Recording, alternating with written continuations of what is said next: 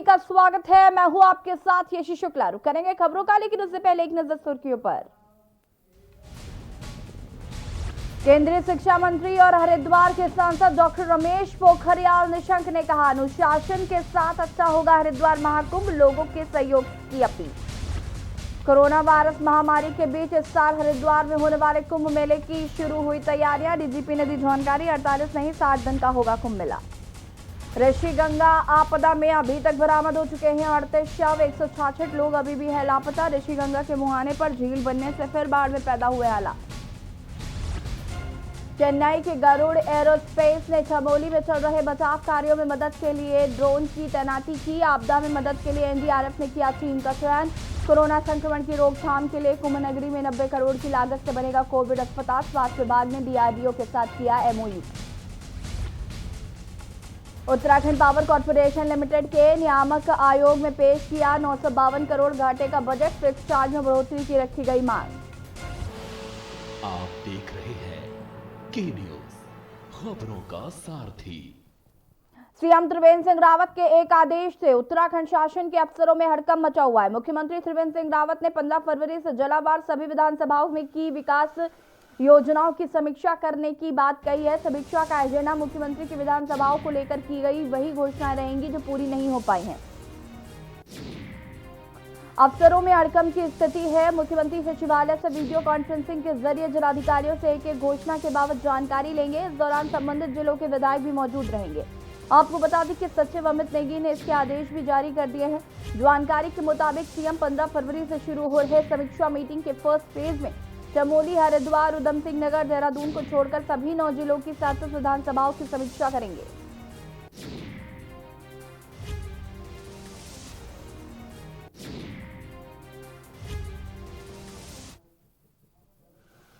समीक्षा तो मेरी रेगुलर मैं करता रहता हूं और इस समय मैंने अभी कल परसों से इसकी शुरुआत होनी थी, लेकिन तब तक ये आपदा के कारण ये नहीं हो पाया, तो अब हम 15 तारीख से उसकी शुरुआत करें। उत्तराखंड को 18वें CSI SIG e governance award 2020 दिया गया। लखनऊ में आयोजित कार्यक्रम में उत्तर प्रदेश के मुख्यमंत्री योगी आदित्यनाथ बतौर मुख्य अतिथि उपस्थित रहे। बता दें कि उन्होंने उत्तराखंड को ई मंत्रिमंडल और उत्तराखंड ऑडिट मैनेजमेंट के लिए पुरस्कार प्रदान किए। वहीं उत्तराखंड की ओर से ये पुरस्कार एनआईसी के एसआईओ के नारायण तथा संयुक्त सचिव गोपन विभाग ओमकार सिंह ने पुरस्कार प्राप्त किए। बता दें कि उत्तराखंड को ये पुरस्कार प्राप्त होने पर मुख्यमंत्री त्रिवेंद्र सिंह रावत ने गोपन विभाग एवं एनआईसी के अधिकारियों को बधाई दी। साथ ही उन्होंने कहा कि गुड गवर्नेंस के लिए ई गवर्नेंस बहुत जरूरी है।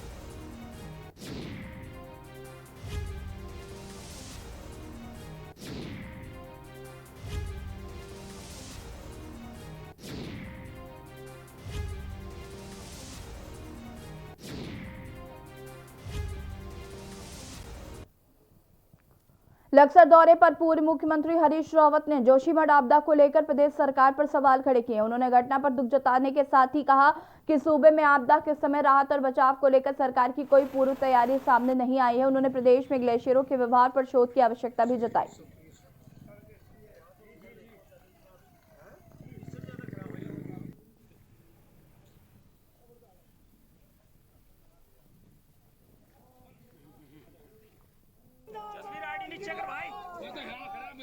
देखिए, ये बहुत बड़ी एक ताज़गी थी और हम सब उन परिवारों के साथ हैं जिन्होंने अपने कमाने वाले खोए हैं, जो भारत निर्माण में लगे थे। और एक सब चीज़ों के स्थितियों के विपरीत होने के बावजूद भी अब भी कुछ लोग बचे हों, इस चमत्कार की हम आशा कर रहे हैं ताकि रेस्क्यू ऑपरेशन सफल हो सके। खबर लश्कर से है, जहां पर पूर्व मुख्यमंत्री हरीश रावत ने रुड़की स्टेट हाईवे का निरीक्षण किया। हरीश रावत ने स्टेट हाईवे की हालत पर दुख जताते हुए कहा कि प्रदेश की त्रिवेंद्र रावत सरकार गड्ढा मुक्त नहीं, गड्ढा युक्त सड़क चाहती है। उन्होंने आरोप लगाया कि पूरे प्रदेश में चाहे हाईवे या फिर संपर्क मार्ग सभी बदहाल है।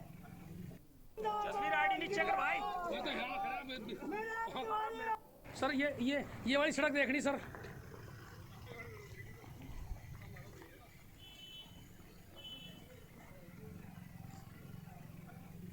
सर ये वाली सड़क देखनी सर। त्रिवेंद्र सरकार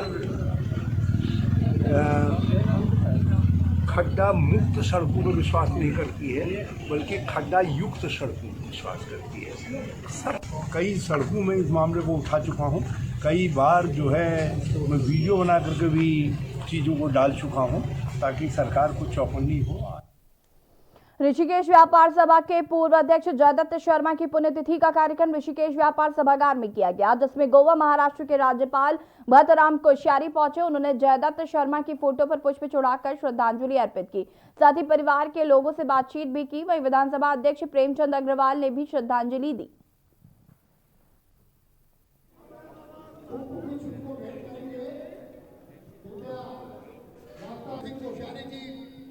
पहुंच चुके हैं।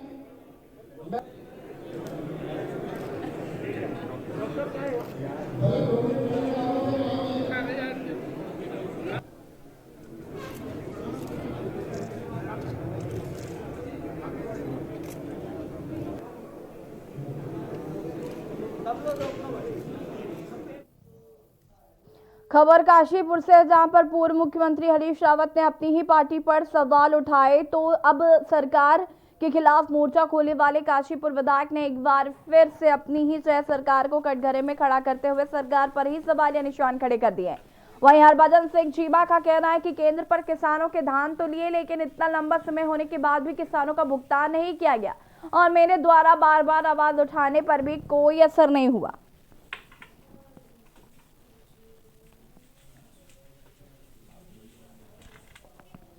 किसानों के द्वारा लगभग 49,000 क्विंटल धान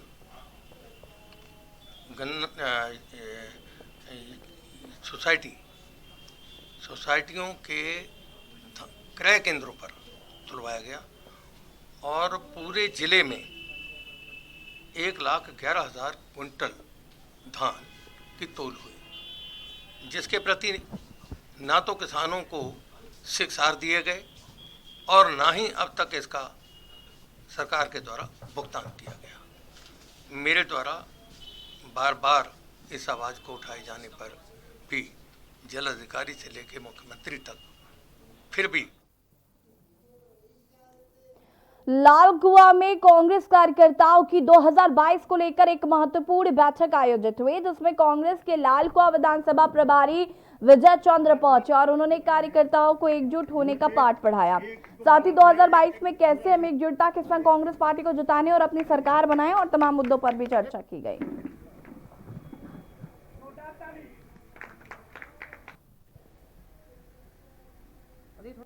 सेकंड मासिक बैठक है, तो इसमें हमारा बहुत तेजी से कार्यकर्ताओं का उत्साह वर्धन भी हो रहा है और हमारे वार्डों की, हमारे बूथों को गठन भी बहुत तेजी से हो रहा है। और इस समय जैसा भी अब देख रहे हैं, निरंतर हमारी संख्या बल बढ़ती जा रही है और हमारे बूथ कंप्लीट हो चुके हैं करीब हमारे लालगांव में। आज हमारे लालगांव बैठक है, लालगांव शहर की, तो हमारे यहाँ भी बूथ की लिस्ट बन चुकी है। और अब खबर नैनीताल से है, जहां पर बार काउंसिल के सभागार में काउंसिल के चेयरमैन सुरेंद्र पुंजी ने प्रेस वार्ता कर बताया कि बार काउंसिल 2016 से लगातार उत्तराखंड सरकार एडवोकेट वेलफेयर फंड की मांग करता रहा है। 2016 में पूर्व मुख्यमंत्री हरीश रावत ने बार काउंसिल वेलफेयर फंड में 1 करोड़ देने की घोषणा की थी, जो आज तक पूरी नहीं हो पाई है। उन्होंने कहा कि पिछले 1 वर्ष का कार्यकाल कोरोना काल की भेंट चढ़ गया, जिसके चलते बार काउंसिल की सरकार से वार्ता नहीं हो पाई।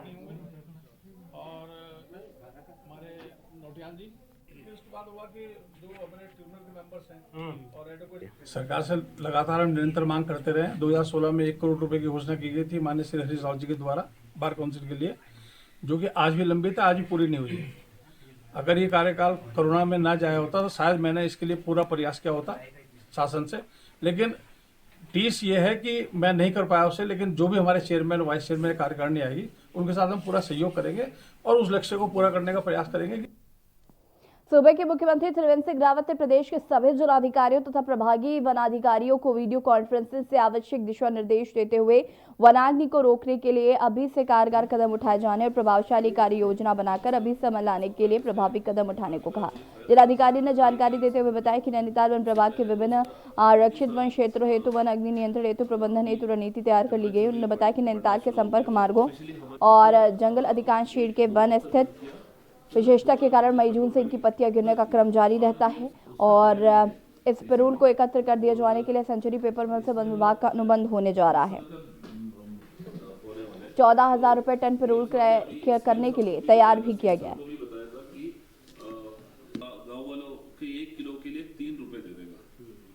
हमारे शुगर फैक्ट्रीज हैं, उनके भी बॉयलेज चलते हैं सीजन टाइम में। अगर हम उसमें मैंडेटरी करेंगे तो हो सकता है ये काफ़ी अच्छा रिजल्ट हम लोग को मिलेगा। और जो पेपर मिल वाले हैं उनसे हम लोग पर्सनली संपर्क कर रहे हैं। अगर ये हमारी योजना सफल हो जाती है नैनीताल की, तो हो सकता है कि काफ़ी रिलीफ हम लोग को मिलेगा और जो पिरूल का वो जल जाता है जिससे फिर इन्वायरमेंट में काफ़ी फर्क पड़ता है, तो वो हम रोक पाने में सफल होंगे। प्रांतीय उद्योग व्यापार मंडल के महामंत्री राजीव गुप्ता ने अपने समर्थकों के साथ सितारगंज के मुख्य चौक पर एक दिवसीय धरना दिया। विकास प्राधिकरण की अनिवार्यता को समाप्त किए जाने को लेकर सितारगंज के मुख्य चौक पर राजीव गुप्ता ने अपने समर्थकों के साथ जोरदार प्रदर्शन किया। वहीं पालिका अध्यक्ष हरीश दुबे धरने पर पहुंचे। राजीव गुप्ता व्यापार मंडल महामंत्री को अपना समर्थन दिया। पालिका अध्यक्ष हरीश दुबे और प्रांतीय उद्योग व्यापार मंडल महामंत्री राजीव गुप्ता ने कहा कि विकास प्राधिकरण समाप्त हो बिल्कुल जायज मुद्दा है। कुछ दिन पहले मुख्यमंत्री उत्तराखंड सरकार का ये बयान भी सुना था। पहाड़ में ही नहीं प्लेन में भी समाप्त किया जाएगा। बावजूद इसके जगह जगह आंदोलन हो रहे हैं। निश्चित रूप से एक भ्रम की स्थिति बनी हुई है।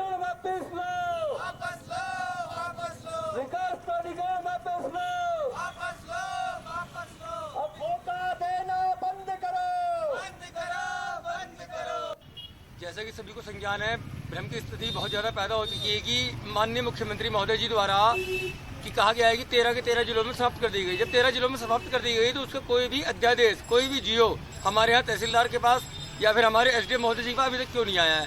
इस चीज़ की मांगों को लेकर के या हमें भ्रम में पैदा कर रहे हैं या हमें कोई लल्ला सा दे रखा है। मैं सिर्फ ये जानकारी लेना चाहता हूँ कि मतलब ऐसा क्यों कर रहे हैं हमारे साथ ये सौतेला व्यवहार क्यों किया जा रहा है कि 9 जिले में अध्यादेश उनको पूरा कर लिया और हमारे यहाँ अध्यादेश अभी तक नहीं आया है। समाप्त हो और अगर इसमें जो है कि पक्षपात उत्तराखंड सरकार करेगी या किसी तरीके का इन्होंने पहाड़ में और प्लेन में जो है कि व्यवहार अलग अलग तरीके से अपनाएगी, तो इसका विरोध निश्चित रूप से प्लेन में होना बहुत एक तरीके से मान लीजिए जरूरी है।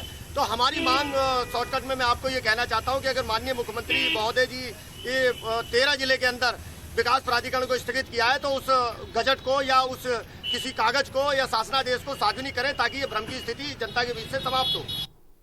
खबर लालकुआं से है। लालकुआं से लेकर हल्द्वानी तक गोला नदी में एक बार फिर सैकड़ों गाड़ियों के चलते जाम लग गया। आपको बता दें कि देहरादून से सरवन में समस्या होने के चलते खनन करने वाली गाड़ियां पानी में ही फंस गई हैं, जिसके चलते जाम की समस्या खड़ी हो गई है, जिसके चलते सरकार को करोड़ों का नुकसान रोजाना उठाना पड़ रहा है।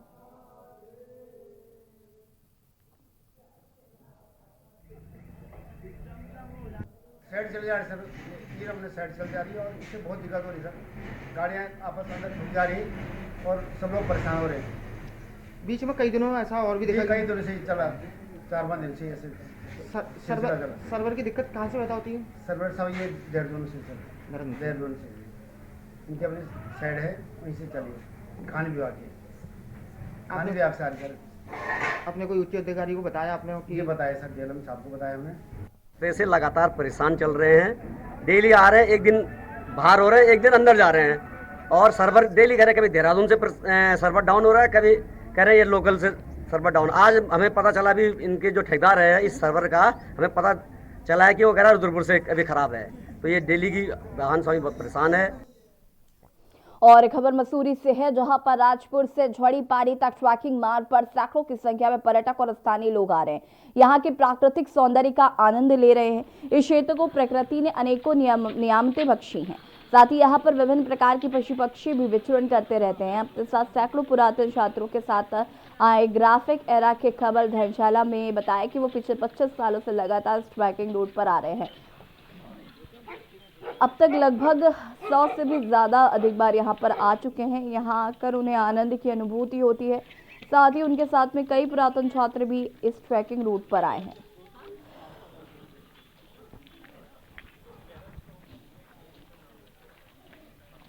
हम हर बार यहाँ पर आते हैं, शहनशाही आश्रम से ओक ग्रोव स्कूल तक, मसूरी तक हम जाते हैं। बहुत हर बार होता है। इस बार कोरोना के चक्कर में हमारा ग्रुप थोड़ा छोटा है, 150-200 लोगों के आसपास का है, वरना हम ऑलमोस्ट 1000 बच्चों के साथ हम यूजुअली आते हैं। साल में 2 बार, एवरी 6 मंथ, हर सेमेस्टर के एंड में कमल के चाला सर के साथ हम हमेशा आते हैं, प्रेजेंट के साथ। आपके इंस्टीट्यूट का नाम क्या है सर?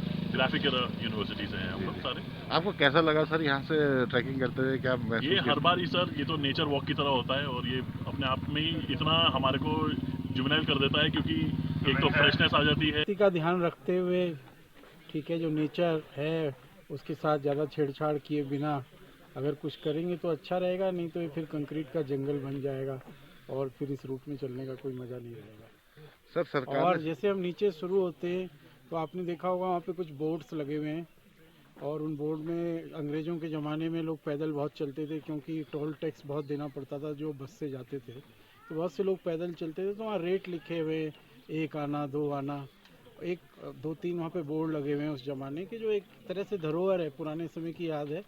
तो उनकी हालत बहुत ख़राब है। अगर आप देखें, लोगों ने उसमें गाय भैंसें बांध रखी है उन बोर्डों में, तो उनको भी थोड़ा ढंग से प्रोटेक्ट करना चाहिए, जो लोगों को पता हो कि पुराने टाइम पे इस ट्रैक में लोग, क्योंकि ऐतिहासिक ट्रैक है, पुराना ट्रैक है।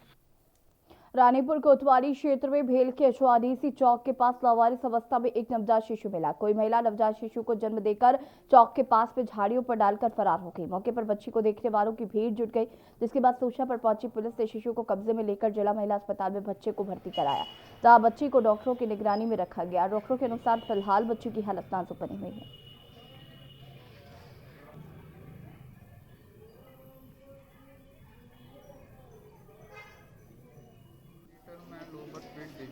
कोई 11:30 बजे के करीब पुलिस कांस्टेबल द्वारा लाया गया है बच्चा। अबंडेंट बेबी है, फीमेल, और अभी जब लाया गया तो ठंडा था बच्चा, धड़कन भी थोड़ी इसकी स्लो थी और सांस लेने में भी दिक्कत हो रही थी। इनिशियली अभी अब स्टेबलाइज़ किया है, उसको ऑक्सीजन पे डाला है और फ्लूइड्स लगाए हैं, और बाकी की अभी उसकी इन्वेस्टिगेशंस भेज रहे हैं और बाकी मैनेजमेंट जो है अभी हम स्टार्ट किए हुए हैं।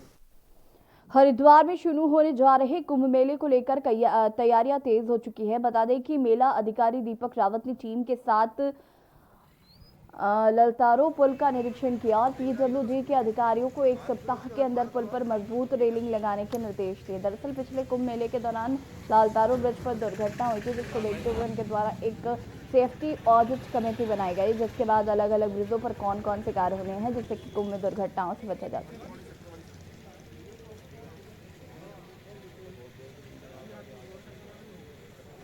आप जानते हैं कि पिछली बार कुंभ मेले में एक ललतारो ब्रिज पे एक दुर्घटना हुई थी, और जितने भी ब्रिजेस हैं ये दुर्घटना के लिहाज से तो सेंसिटिव होते हैं, और पूर्व में एक सेफ्टी ऑडिट कमेटी मेरे द्वारा बनाई गई थी, जिसमें अलग अलग ब्रिजेस पे इंगित किया था कि कहाँ पे कौन कौन से काम होने हैं, जिससे कि भविष्य में कोई दुर्घटना होने से उसको रोका जा सके। तो ललतारो ब्रिज पे यही रिकमेंडेशन थी कि जो इसमें साइड में रेलिंग्स लगी हुई हैं, बड़ी कमज़ोर हालत में है, पहले भी एक्सीडेंट हो चुका है, दोबारा होने की भी संभावना है, इसलिए निर्देशित किया गया था कि इसको तत्काल रिपेयर करा दिया जाए, लेकिन अभी तक मौके पे काम शुरू नहीं हुआ था, ये देखने के लिए मैं आया था। और यहाँ पर वक्त हो गया एक छोटे से ब्रेक का, जल्द हाजिर होंगे।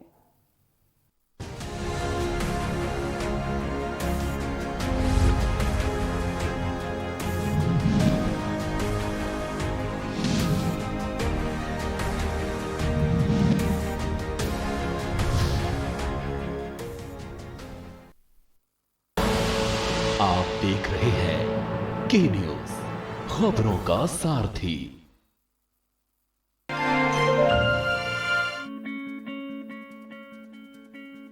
उत्तर प्रदेश के अन्नदाता किसान और सरकार आज हाथ में हाथ मिलाकर उत्तर प्रदेश में समृद्धि की नींव रख रहे हैं। किसानों की आमदनी बढ़ाने से लेकर उनके आत्मसम्मान की रक्षा के लिए सरकार बड़े कदम उठा रही है। योगी सरकार के आने से हमें सिंचाई की काफ़ी अच्छी सुविधा उपलब्ध हुई है, और पहले के मुकाबले अब हमारा जो गेहूं है काफ़ी अच्छा हो रहा है। उत्तर प्रदेश ने 86 लाख किसानों के 36,000 करोड़ रुपए के ऋण माफ किए हैं, और प्रदेश भर के 2 करोड़ 13 लाख किसान प्रधानमंत्री किसान सम्मान निधि से लाभान्वित हुए हैं। ये बताते हुए प्रसन्नता है, प्रदेश के अंदर 2,35,00,000 किसान प्रधानमंत्री किसान सम्मान निधि से लाभान्वित हो रहे हैं। लोगों की सुविधा के लिए चीनी मिलों में सल्फरलेस प्लांट की स्थापना हुई है। विभिन्न योजनाओं के तहत किसानों को 2,53,000 करोड़ रुपए का भुगतान किया गया है। न्यूनतम समर्थन मूल्य को और सशक्त करते हुए रिकॉर्ड 64,000 करोड़ रुपए की सरकारी खरीद की गई है तथा प्रदेश के गन्ना किसानों का भुगतान हो चुका है। किसानों की सुगमता हेतु उत्तर प्रदेश में मंडियों का विकास किया जा रहा है। प्रदेश की 27 मंडियों को आधुनिक किसान मंडी के रूप में विकसित किया गया है। मुख्यमंत्री योगी आदित्यनाथ के कार्यों से किसानों का जीवन खुशियों के प्रकाश से रोशन हो रहा है।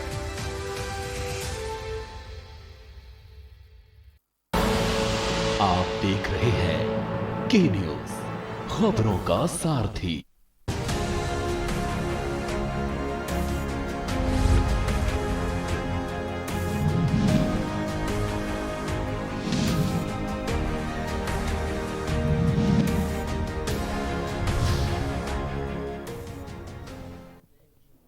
ब्रेक के बाद एक बार फिर से आप सभी का स्वागत है और चमोली से आपको बड़ी खबर बता देते हैं। चमोली से इस वक्त की बड़ी खबर, आपदा के बाद शव मिलने का सिलसिला लगातार जारी है।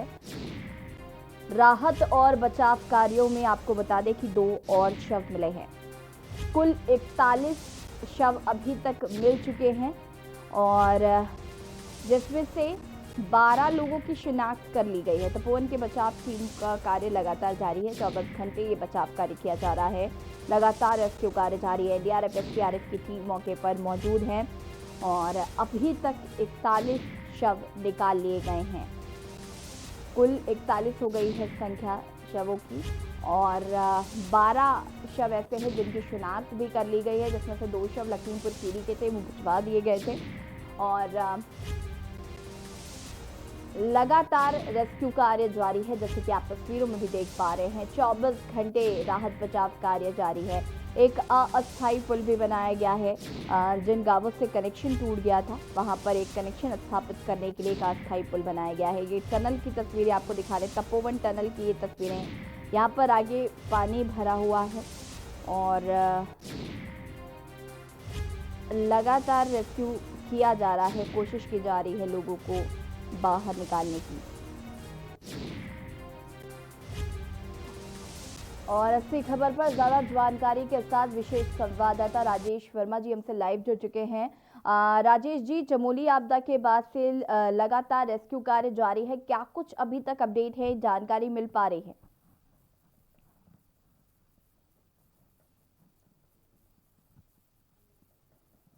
राजेश जी, आपको आवाज आ रही है हमारी?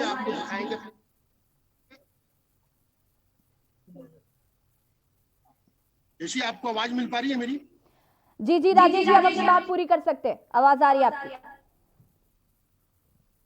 ऋषि, 7 तारीख का वो मंजर था और 7 तारीख के बाद आज 8 दिन हो चुके हैं और 8 दिन में अभी तक 40 लोगों की बॉडी जो है और जहाँ पर पावर प्रोजेक्ट लगा हुआ था और आप देख सकते हैं ये गंगा है, गंगा के पास मलबा जो जन सैलाब आया इस समय तो आपदा आई थी, जो दैविक आपदा को कहा जा सकता है, उसकी निशान जो है अभी मौजूद है। 8 दिन भले ही हो चले हैं लेकिन जो परिवार के लोग हैं वो अपने परिजनों को ढूंढने का प्रयास जो है वो लगातार कर रहे हैं, क्योंकि सरकार की तरफ से भी आश्वासन दिया जा रहा है कि जल्द से जल्द जो है जो खोए हुए लोग हैं, जो लापता लोग हैं, उनको जल्द से जल्द जो है ढूंढा जाए, यानी कि उनको जो सर्च अभियान है, जो एनडीआरएफ है, एसडीआरएफ है, आईटीबीपी की टीमें हैं और तमाम जो सेना बल है वो यहाँ पर मौजूद है और लगातार प्रयास यही है कि जल्द से जल्द जो लोग हैं उनको यहाँ उनको रिकवर किया जाए, वो किसी भी हालात में होंगे। हमारे साथ कुछ ऐसे भी लोग हैं जिनके परिजन जो है इस आपदा में जो है अभी तक मिल नहीं पाए, कोई नेपाल से है, कोई महाराष्ट्र से है, सब तमाम अलग अलग राज्यों से है। अब इनसे जान लेते हैं कि इनका कौन अपना है और कौन नहीं, जो अभी तक नहीं मिल पाया और सरकार की तरफ से इनको क्या आश्वासन दिया गया। आपका नाम क्या है भाई? ठीक सर। अजीत, क्या हुआ था और क्या आपको सूचना मिली और कौन लोग आपके लापता है? और मेरे पापा इधर लापता और फादर मेरे पिताजी इधर लापता सर, और बाकी इसके साथ थे और भी आदमी पूरा सब।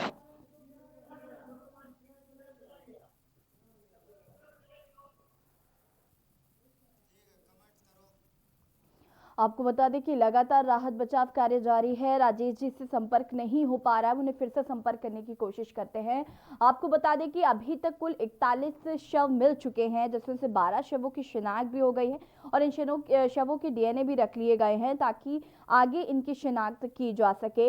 रेस्क्यू कार्य लगातार जारी है, 24 घंटे रेस्क्यू किया जा रहा है लोगों को। और आपको बता दें कि 3 शिफ्टों में काम चल रहा है। और अगर हम सरकार की बात करें तो मुख्यमंत्री त्रिवेंद्र सिंह रावत लगातार अपडेट ले रहे हैं, लगातार वो निगरानी रखे हुए हैं। एसडीआरएफ एनडीआरएफ की टीम मौके पर मौजूद है, लगातार उनके द्वारा कोशिश की जा रही है लोगों को ढूंढने की। अभी तक सिर्फ 41 शव बरामद हुए हैं और आशंका जताई जा रही है कि अभी यहाँ पर और भी लोग फंसे हो सकते हैं।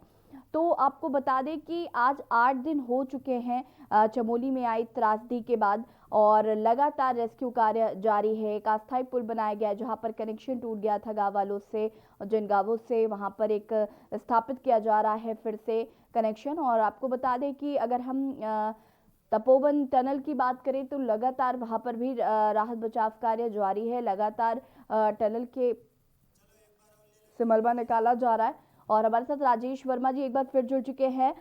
राजेश जी, क्या कुछ जानकारी मिल पा रही है? बिल्कुल यशी, मैं बता दूं कि जिस तरीके से दैविक आपदा आई थी और कितना बड़ा जनहानि जो है वो इस समय कहा जा सकता है वो हुई थी। और मेरे साथ परिवार लोग हैं जो अपनों को ढूंढने की तलाश में जो है वो अभी तक यहाँ पर निगरानी बनाए हुए हैं। टकटकी लगी हुई है, कभी यहाँ पूछते हैं तो कभी कंट्रोल रूम में पूछते हैं, लेकिन उनका प्रयास ये है कि उनके अपने जो खोए हैं वो मिल जाए। यशी मेरे साथ मौजूद है, मैं बात करता हूँ। आपका नाम क्या? मेरा नाम देवलाल माथुर। कहाँ से है आप? कौन खोया है, क्या अभी तक लाभ मिल? मेरा मालूम का लड़का लापता और यहाँ पर आए हैं। क्या सूचना मिली थी आपको, कैसे पता चला और क्या लगता है अब कितना, क्योंकि समय जिस तरीके से बीते जा रहा है कि हालांकि जाकोरा के साइया और मार सके ना हुए तो वो ऊपर वाले के ऊपर है, लेकिन आप क्या किस तरीके से आप देख रहे हैं? हम देख रहे हैं कि वो यहाँ से आया, मतलब ठेकेदार हम लोग को बताया कि आप लोग यहाँ आ जाओ, हम लोग आया। तो और भी है भाई हमारे साथ। आपका नाम क्या, कहाँ से है? मेरा नाम बलदेव कुमार है, हम झारखंड से आए हैं। यहाँ साला काम करते थे तो हमने ठेकेदार को फोन किया, किसी के मोबाइल से नंबर लेके। ठेकेदार ने बोला कि भाई लोग सब ऐसे ऐसे ये हुआ और लोग सब लापता, तो जितना जल्दी हो सके यहाँ पर।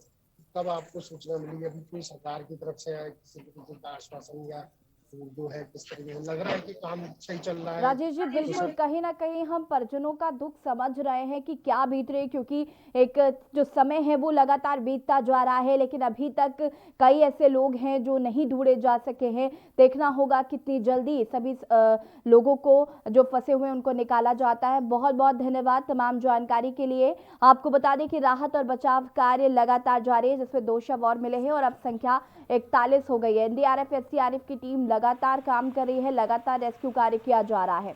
उत्तराखंड की बुलेटिन में फिलहाल इतना ही। देखते रहिए के न्यूज़ इंडिया। नमस्कार।